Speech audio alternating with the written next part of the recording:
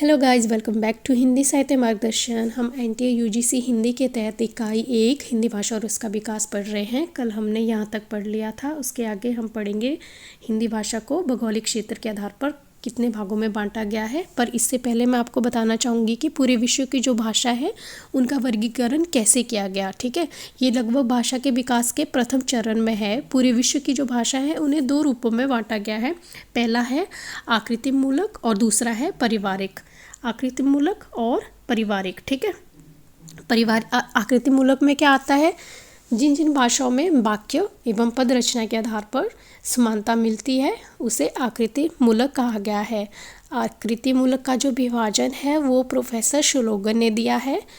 ये very important question है, note कर लीजिए क्योंकि ये पहले पूछा गया क्वेश्चन है। ठीक है। पारिवारिक में क्या आता है? जब जिन भाषाओं में अर्थ के आधार पर जो समानता मिलती है, जैसे कि आम है, हम समझ पा रहे हैं कि आम है, आम किसे कहते हैं। ठीक है। अन्य देश में आम से मिलता जुलता कोई शब्द कहा जाए तो वो पारिवारिक में आ जाता है। इसी आकृति मूलक और पारिवारिक के आधार पे भाषा को भौगोलिक क्षेत्र के आधार पे 4 भागों में बांटा गया है। ये आपको याद रखना है। 4 भाग कौन कौन से हैं? पहला है यूरेशिया, दूसरा है अफ्रीका भूखंड, तीसरा है प्रशांत महासागरीय भूखंड और चौथा है अमेरिका भूखंड। भौगोलिक क्षेत्र किसे कहते हैं? जैसे रूप के आधार पे तो भाषाओं में समानता ठीक है, लेकिन पूरा विश्व कैसा है? गोल है। उस गोलाई में कौन सी भाषा किस भाग में बोली जाती है वो है भौगोलिक क्षेत्र के आधार पे, उसे कहा गया है भौगोलिक क्षेत्र। और इसके अंतर्गत कितनी भाषाओं को मान्यता दी गई है? 18 भाषाओं को दी गई है। यूरेशिया में कौन कौन से भाषा परिवार आते हैं? भारतीय, द्रविड़, चीनी, सामी, हामी परिवार। और अमेरिका भूखंड में सुदानी परिवार, बंटू परिवार। प्रशांत महासागरीय भूखंड में ऑस्ट्रेलियन और अमेरिका भूखंड में अमेरिकी परिवार प्रमुख है। इसमें से यूरेशिया भौगोलिक क्षेत्र के अंतर्गत कुल 10 भाषा परिवार आते हैं। जो यूरेशिया है इसमें सबसे ज़्यादा 10 भाषा परिवार आते हैं। इन यूरेशिया में क्या है? यूरेशिया में कौन सा एरिया आ गया? यूरोप और एशिया का। इसके अंतर्गत जो है इसको क्या बोला गया है? भारोपीय भाषा परिवार बोला गया है। और ये सबसे बड़ा भाषा परिवार है जिसे आर्य परिवार भी कहा गया है और इंडो जर्मिक परिवार भी कहा गया है। इसको एक अन्य नाम से भी जानते हैं जिसे हीती बोला गया है, जो प्रोफेसर स्टूवेंट ने दिया था। हीती परिवार। इस भाषा परिवार के अंतर्गत 10 शाखाएं मिलती है। इसके 10 शाखाओं में एक शाखा है भारत ईरानी शाखा। इसी भारत ईरानी शाखा के अंतर्गत 3 उपसर्ग है, ईरानी, दर्द और भारतीय आर्य भाषा। हमारी हिंदी का विकास इसी भारतीय आर्य भाषा से हुआ है। इस आर्य भाषा के विकास को कितने भागों में बांटा गया है? 3 भागों में बांटा गया है। प्राचीन आर्य भाषा, मध्यकालीन आर्य भाषा और आधुनिक आर्य भाषा। प्राचीन आर्य भाषा में क्या आता है? वैदिक संस्कृत और लौकिक संस्कृत। मध्यकालीन आर्य भाषा में पाली, प्राकृत और अपभ्रंश आता है। और आधुनिक आर्य भाषा में जो 1000 ईस्वी से अब तक जो भाषा हम बोल रहे हैं, जो हमारी वर्तमान भाषा है, वो आती है। ठीक। नेक्स्ट इज वैदिक संस्कृत। वैदिक संस्कृत किसे कहते हैं? जो हम वेद पढ़ते हैं, जैसे वाल्मीकि की रामायण है, वो उसे वैदिक संस्कृत, उसमें वैदिक संस्कृत है। वैदिक का मतलब है वेद, देवताओं द्वारा जो उच्चारित किए गए मंत्र और श्लोक। ठीक है। इनकी भाषा संस्कृत में होती थी। आपको इस बात को जान के आश्चर्य होगा, आज भी अमेरिका में ऋग्वेद का अमेरिकी भाषा में अनुवाद करके उसका रिसर्च किया गया है और साइंस में इसका प्रयोग भी करते हैं। वैदिक संस्कृत के बारे में पढ़ेंगे। कुल वैदिक ध्वनियाँ कितनी है इसमें? 52, जिसमें 13 स्वर और 39 व्यंजन थे। हरदेव बिहारी ने वैदिक स्वर 14 माने हैं। याद रखना, हरदेव बिहारी ने वैदिक स्वर 14 माने हैं।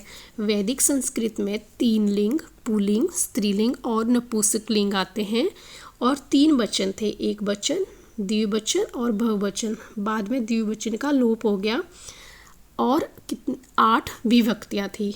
कर्ता, संबोधन, कर्म, कर्ण, संप्रदान, अपादान, संबंध, अधिकरण का प्रयोग मिलता है।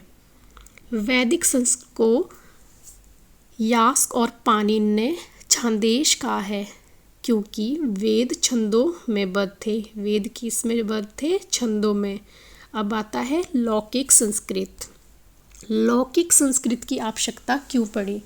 क्योंकि जो वैदिक संस्कृत है वो तो देवताओं द्वारा उच्चारित की गई थी और वो संस्कृत भाषा में थी और बहुत ज़्यादा कठिन थी। उसको जो है सब लोग जो उसको नहीं पढ़ सकते थे। इसलिए जो पाणिनि है उन्होंने क्या किया, संस्कृत को एक नियमबद्ध कर लिया ताकि सब जो है संस्कृत को पढ़ सके। इसीलिए लौकिक संस्कृत आई। पाणिनि की जो अष्टाध्यायी है इसी भाषा में मिलती है।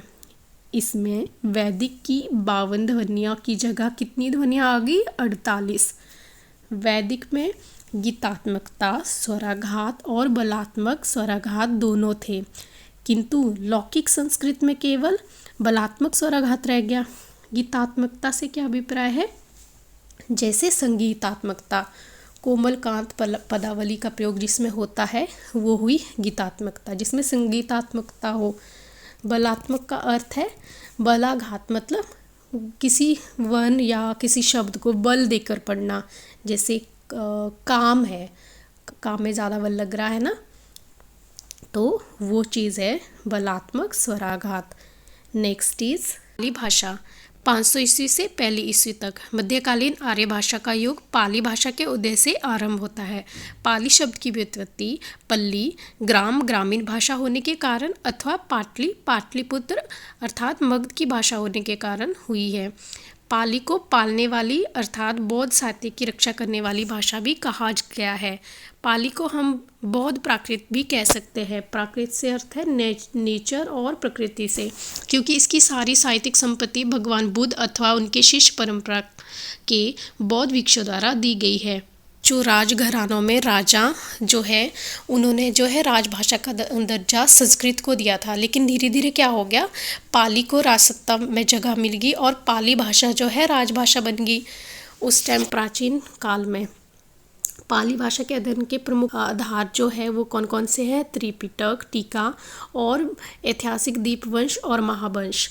पाली भाषा के 3 व्याकरण ग्रंथ उपलब्ध हैं। कौन कौन से? कच्चायन व्याकरण जिसके लेखक है कच्चायन, मुगलान व्याकरण और मुगलान इसके लेखक हैं सदनीति जिसके लेखक हैं वर्मी भिक्षु अंगवंश। पाली के प्रसिद्ध व्याकरण कच्चायन के अनुसार पाली में 41 ध्वनियाँ होती है और मुगलायन के अनुसार पाली में 43 ध्वनियाँ होती है। कच्चायन के अनुसार पाली में 8 स्वर और 33 व्यंजन होते हैं तथा मुगलायन के अनुसार 10 स्वर और 33 व्यंजन होते हैं। इसी के साथ हमारी आज की क्लास समाप्त होती है। कल हम प्राकृत भाषा के बारे में पढ़ेंगे और अगर आपको हमारी क्लास अच्छी लगती है please like, comment and share and please subscribe our channel. Thank you so much.